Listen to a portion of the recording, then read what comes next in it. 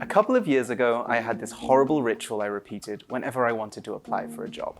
I'd dust off my CV, gather a few writing samples for the employer, and then simply sit and stare at my blank Microsoft Word doc, just waiting for the cover letter to emerge through the pixels. I'd get horribly stressed when, a couple of hours later, all I'd managed to cobble together was a couple of stiff, heavily edited sentences.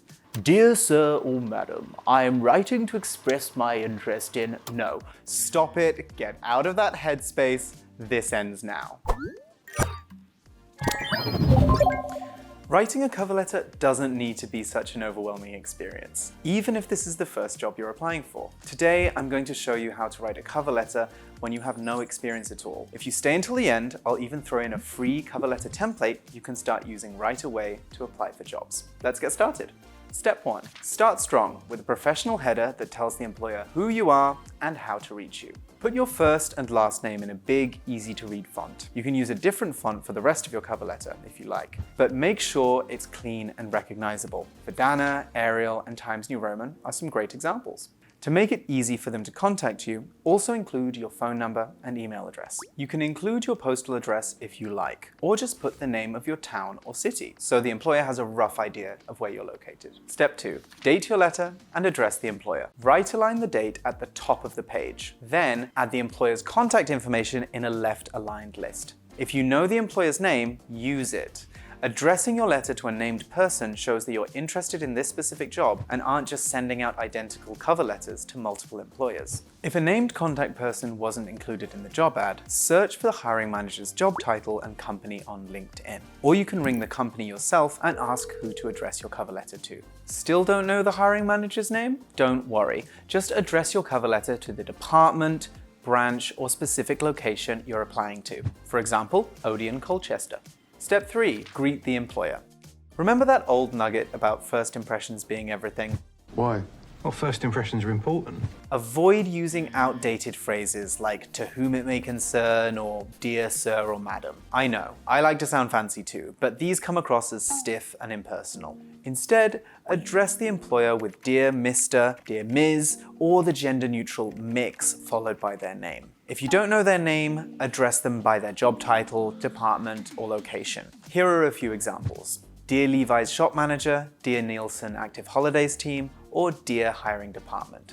Step 4. Use your opening paragraph to explain why you're interested in the position. Start off by telling the employer which position you're applying for and how you found out about it. Did you see it on a job board or on the company website? Next, tell the employer why you're excited about this opportunity. Is it the chance to work in an exciting industry or for a company with a great mission? So let's make shoes.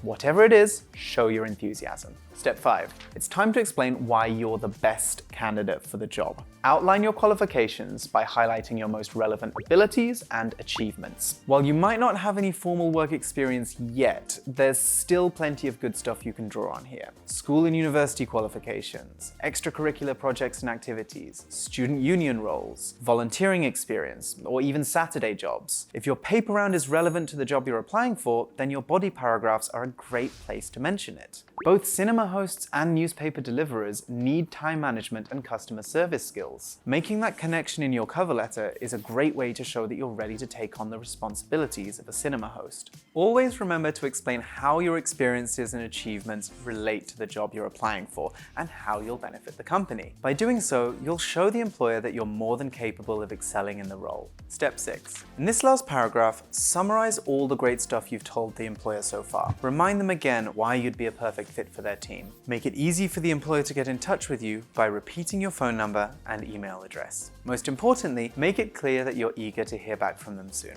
Step 7. You've aced this cover letter so far. Finish strong by using a professional sign-off. Signing off. A fail-safe sign-off for any cover letter is to use "yours sincerely" or "yours faithfully." And yes, there is a slight difference between the two. If you've addressed the hiring manager by their name at the start of the letter, use "yours sincerely" to sign off. If you've addressed them by their department or their team, use "yours faithfully." Some other sign-off phrases for your cover letter include respectfully, Best regards, and kind regards. Whichever sign-off you use should be formal and appropriate for a job application, so avoid overly casual expressions like take care or cheers. Finally, save your cover letter as a PDF so it looks exactly the same when the employer opens it, regardless of what computer they're using. And we're done! Go ahead and get your free cover letter template by clicking on the link in the description, so you can craft your perfect cover letter today. And if you want more tips on creating a strong job application, be sure to check out our other video on how to write a CV with no experience. Best of luck in your job search, and I'll see you again next time.